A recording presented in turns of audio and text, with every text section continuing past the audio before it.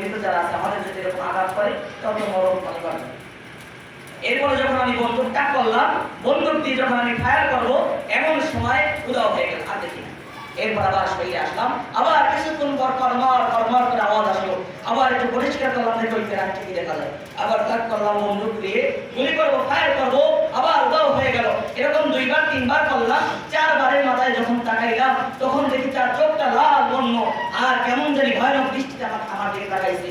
5মবারের মতন যখন আমি টাক করলাম গুলি করবো এমন সময় দেখি আমার সামনে উপস্থিত।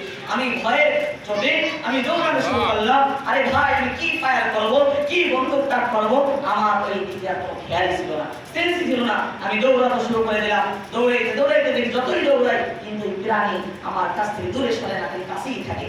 দৌড়াইতে ভাবলাম যদি এখন পিছনে দিকে টাক করে গুলি করি তাহলে ওই সুযোগ পাবো না, এর ভিতরে আমাকে ধ্বংসন করবে। তারপর দৌড়াইতে একটা নালা, নদীর ছোট একটা খাল পাইলেন, ভাবলেন আমি যদি ওইটাই নামি তাহলে ওই প্রাণীটা ওখানে নাই আমাকে কি করবে না, আঘাত করবে না। তিনি দৌড় দিয়ে নদীর ভিতরে নেমে গেলেন, ছোট খালের ভিতরে নেমে গেলেন।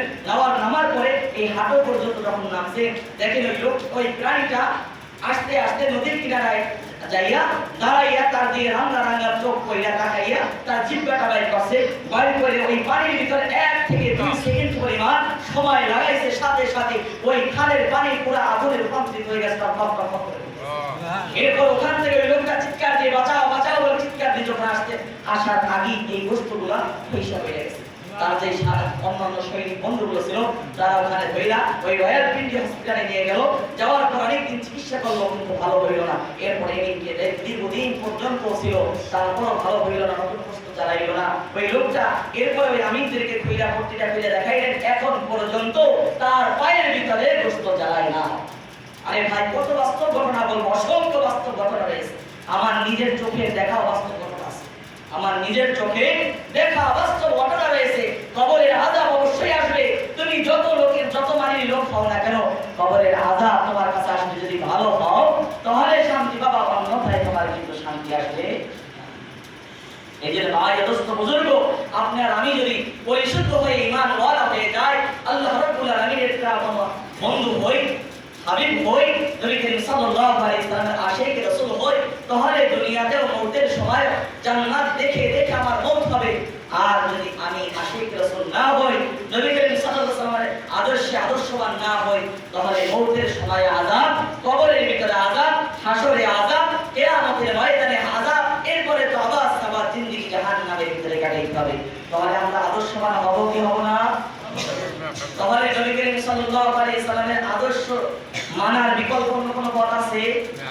নবী করিম সাল্লাল্লাহু আলাইহি সাল্লামের আদর্শ নিয়ে আপনি আর আমি আদর্শবান হতে পারবো, অন্যথায় আর কিছু হওয়ার সম্ভাবনা নাই। আশা ছিল নবী করিম সাল্লাল্লাহু আলাইহি সাল্লামের জন্মের পরে নবী করিম সাল্লাল্লাহু আলাইহি কিভাবে ওফাত হলো, কিভাবে মওত হলো, সুন্দর করে বুখারী মুসলিমের মধ্যে দৃষ্টান্ত দিয়েছেন, এমন সুন্দর করে দিয়েছেন। আমি এই পর্যন্ত আমি প্রায় 5-7 বছর ধরে মাহফিল করি, কোনোদিন নবী করিম সাল্লাল্লাহু আলাইহি সাল্লাম ওফাতের জিন্দেগি শেষ করতে পারি না। যতবারই বলি অর্ধেক সবাই ভেঙে যায়, আর সামনে অগ্রসর করতে পারি না। আশা ছিল এই মাহফিলে সমাপ্ত করবো, শেষ করবো, কিন্তু তাও হলো হয়তো আল্লাহ তাআলা এটাই চেয়েছেন, তাতেও আমি খুশি, আলহামদুলিল্লাহ। এই জন্য ভাই দোস্ত বুজুর্গ, আমরা এখান থেকে এতটুকু সবক নেব, আপনি আর আমি পাঁচ ওয়াক্ত নামাজ জামাতের সাথে পড়বো, নবী করিম সাল্লাল্লাহু আলাইহি সাল্লামের আদর্শবান মানুষ হব, এবং শয়তান, কাফের, ফাসিক, ফুজ্জার, বেঈমান যারা রয়েছে তাদের আদর্শবান হব।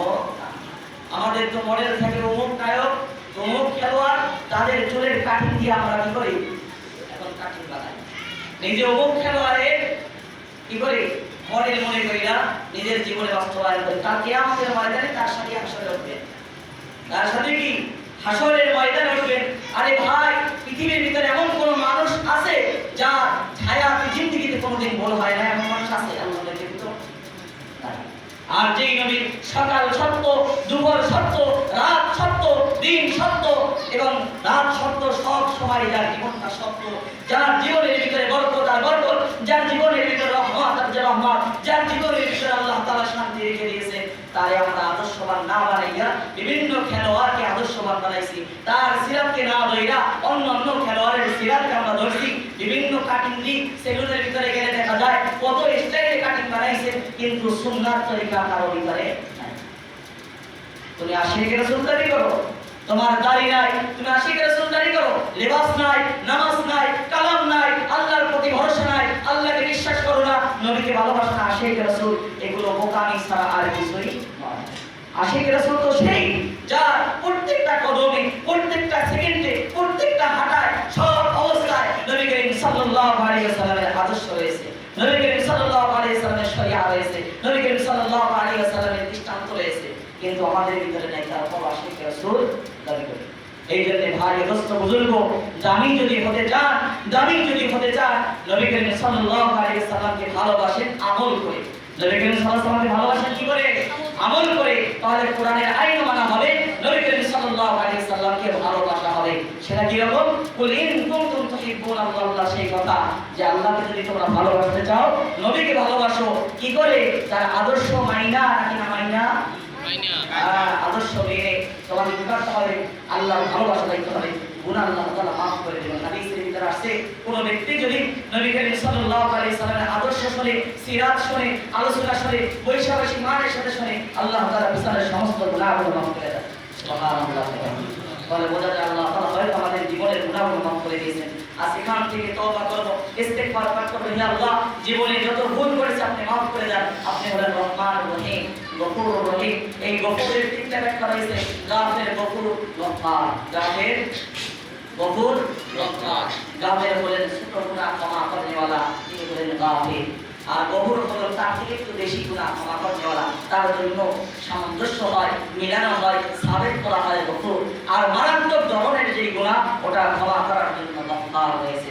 যেহেতু আল্লাহর নাম গাফের, গফুর, গফফার রয়েছে, তাহলে আমাদের আর কোনো ভয় নাই। যেই গুনাহ করেছি মালিক এখন বুঝে আসছে, আর গুনাহ করব না, তুমি আমাদেরকে মাফ করে দাও।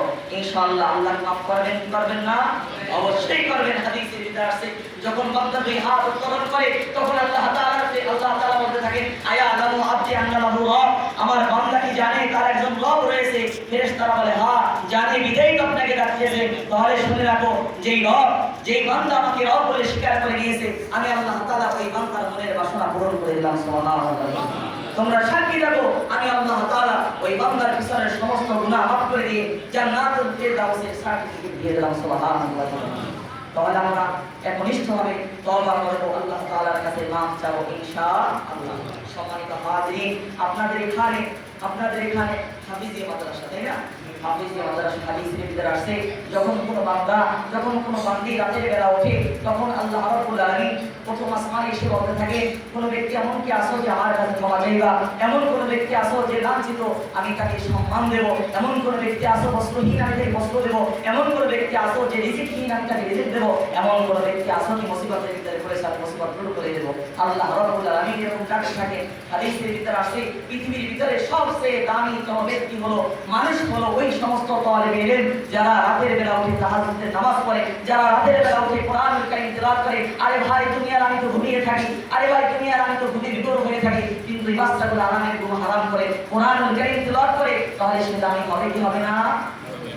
সেই বাচ্চাগুলো রাতের বেলা তারও তো মনে চায় ঘুমাইতে, তারও তো মনে চায় একটু বিশ্রাম করতে, তারও তো মনে চায় আরাম গ্রহণ করতে, কিন্তু সে না না না, আল্লাহ আমি আপনাকে ভালোবাসি, রব আমি আপনাকে ভালোবাসি, মালিক আমি আপনাকে ভালোবাসি। কালামুল্লাহ শরীফ যখন সূরা ফাতিহা তেলাওয়াত করে, আলহামদুলিল্লাহি রাব্বিল আলামিন, ভাই আমি কি বলবো, কি করব? আলহামদুলিল্লাহি রাব্বিল আলামিন যখন বলে, তখন আল্লাহ তাআলা বলেন, হামিদানি আব্দি, বান্দা তুমি আমার প্রশংসা করতেছো, আর রহমানির রহিম। এরপর যখন আর রহমানির রহিম বলে, তখন আল্লাহ তাআলা আসনা আলাইহি আব্দি, বান্দা তুমি আমার বরত্ব প্রকাশ করতেছি, আমার গুণকীর্তন করতেছি। মালিক ইয়াউমিদ্দিন যখন বলে, তখন আল্লাহ তাআলা বলেন, মাজ্জাদানি আব্দি, আমার বরত্ব, আমার কবিয়তান তুই প্রকাশ করতেছি, বান্দা তুই যা চাবি আমি আল্লাহ তাআলা তাই দিয়ে দেব। এই মালিক ইয়াউমিদ্দিন একটু বলি, মালিক ইয়াউমিদ্দিন এমন দিন ভাই, আপনারা জানেন 10 কোট হাইকোর্ট সুপ্রিম কোর্ট আছে, এই যে বিচারপতিগুলো, এরা কি তাদের নিজের ব্যক্তিগত মানে আইন দিয়ে তারা কি রায় দেয় না? কোনো নীতিমালা আছে? আছে না? নীতিমালা আছে, কারণ তার ব্যক্তিগত কোনো রায় তিনি দিতে পারেন না, তিনি ব্যক্তিগত কোনো রায় দিতে পারবেন না। এখানে যে নীতিমালা রয়েছে, ওই নীতিমালা মোতাবেক তার রায় দিতে হবে। আর যদি বলেন যে না, এখানে যে নীতিমালাই থাকুক না কেন, এই সংবিধানে থাকার সংবিধানের নাম ছিল আমার মতে মেনে নিলাম, কারণ তার চাকরি থাকবে থাকবে না। আল্লাহ তাআলা বলতেছেন মালিক ইয়াউমিদ্দিন, আমি এমন মালিক যেখানে আমি নিজেই ওটার মালিক, এখানে আমার কোনো নীতিমালা নাই, আমার এখানে কোনো এখানে কোনো পরের কোনো দায়িত্ব আমার এখানে অর্পণ করা হয় না, বরং আমি যেটা বলি সেটাই। এই চশমাটার মালিক কে? আমার। এখন আমি চিন্তা করলে এটা আপনার দিয়েও দিতে পারি, লাগিয়েও ফেলাইতে পারি, কেউ কিছু বলবে, কিন্তু আমি যদি এইটা ভাঙা ফেলাই তাহলে আমার ধরেই যাবে না, আমি কেউ দিতে পারবো? কারণ এটা আপনার, এটা আমার উপর কি, আমার এখানে ক্ষমতা নাই, এটা আপনাদের ক্ষমতা, এখানে আমার ক্ষমতা রয়েছে। তাই আল্লাহ তাআলা বলতেছেন মালিক ইয়াউমিদ্দিন, ওটা আমি বিচার দিবসের মালিক, ওখানে সংবিধান আমার হবে, আমি আল্লাহ তাআলা যা বলবো তাই, আমি যদি চাই জান্নাতে দেব আমি জান্নাতে দিয়ে দেব, কিন্তু কোনো মানুষের উপরে আমি জুলুম করব না। তাহলে আশা রাখেন না যে রব আমার কিয়ামতের ময়দানে মালিক হবে, তাহলে ভয় কিসে? আপনি মেম্বারের লোক, যখন আপনি মুসিবতের ইফতারে পড়লেন মেম্বারের কাছে গিয়ে বললেন আমার এই সমস্যা হয়েছে, মেম্বারের মধ্যে একটুখানি তার ইহসান করেন আমার লোক, তাহলে ইহসান হয় কি হয় না? আর যদি মেম্বারের বিরুদ্ধে যান, ওই লোকটা ভালো মতন টাইট দেন, কারণ সে আমার বিরুদ্ধে সারা জীবন করে আসছে, এবার যত পারেন তত টাইট দিয়ে দেন। আরে ভাই, আমরা তো সেই রবের সৈনিক, আমরা তো এই সরকারে তো আলমের সৈনিক, কিন্তু কোথায় সৈনিক? যদি সৈনিক হইতা তাহলে কুমিল্লা এরকম ঘটনা ঘটাইতে পারত। যদি তুমি সৈনিক হইতে পারতা তাহলে কুমিল্লায় ঘটনা ঘটাইতে পারে না, সেনা সৈনিকের ভিতরে ঘটনা ঘটাইতে পারে না, ব্রাহ্মণবাড়িয়ায় ঘটনা ঘটাইতে পারে না, সিলসিলার মোড়ে ঘটনা ঘটাইতে পারে না, গোলাপশাহ ময়দানে ঘটনা ঘটাইতে পারে না। আপনারা একটা শুনছেন কোরআন শরীফ কি বলিসের বাইরে ভিতরে আছে, ওই দিন 5টা ঘটনা ঘটছে। আরে ভাই, আওয়ামী লীগ করেন বিএনপি করেন ওটা আমার দেখার বিষয় না, যেখানে এক মায়ের 5 সন্তান 5 দিকে যাইতে পারে, যখন বাবার অপমান করা হবে, মাকে অপমান করা হবে, তখন 5 সন্তান 5 দিকে থাকবে না, এক হয়ে তারা ঝাঁপিয়ে পড়বে। কিন্তু আমরা তো তা নয়, আমরা আওয়ামী লীগ করি, বিএনপি করি, জামাত করি, জাতীয় পার্টি করি, আমার নবীর অপমান করছে তারা বলছে আমি তো করি।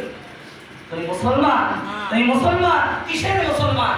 আরে ভাই, যেই সন্তান 5টা সন্তান 5 দিকে থাকলে মা তো আমারই ভাই, বাবা তো আমারই, আমার বাবাকে অপমান করলে আমি এটা বরদাস্ত করব না। তাহলে সরকারে তো আলম প্রত্যেকটা মানুষের অন্তরে ভিতর থাকবে।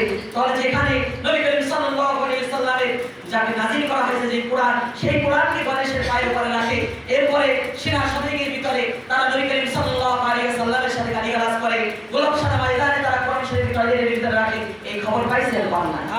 আরে ভাই, হিন্দু যারা হিন্দু তারা কিন্তু একই হয়েছে, যতই বলুন ধর্ম যার যার, উৎসব সকলের। কোন হিন্দু ঈদের নামাজ আপনাদের মসজিদে আসছে? কোন হিন্দু গরু জবাই দেওয়ার পরে হিন্দুই সমস্ত খাইছে? আপনারা তো ঠিক খান, আপনারা তো কুকুরের থেকেও হায়াওয়ানের থেকেও নিকৃষ্ট খান, কারণ তারা কিন্তু তাদের মতই রয়েছে। আমরা ভেদাভেদ করি না, একবার ধ্বংস হয়ে গেছি। একটা শাখা রয়েছে, গাছ রয়েছে, যেই শাখার আরো সহজের সাথে যখন শাখাগুলো কাটা হবে তখন কিন্তু গাছ কলম হয়ে যাবে, কোনো কাজে আসবে না, জোর থাকে না।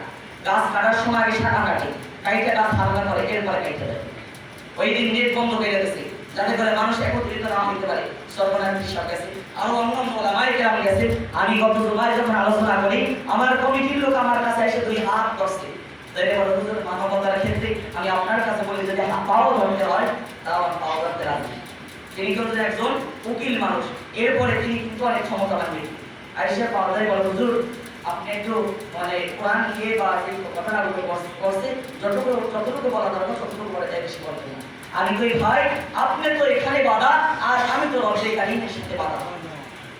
আপনি তো এখানে বাধা, হয়তো আমাকে আঘাত করবে ক্ষণস্থায়ীর জন্য, আজাসি কারণ নাই, কিন্তু কিয়ামতের ময়দানে আবার সে আবার জিন্দেগি, সেখানে আমি কি জবাব দেব?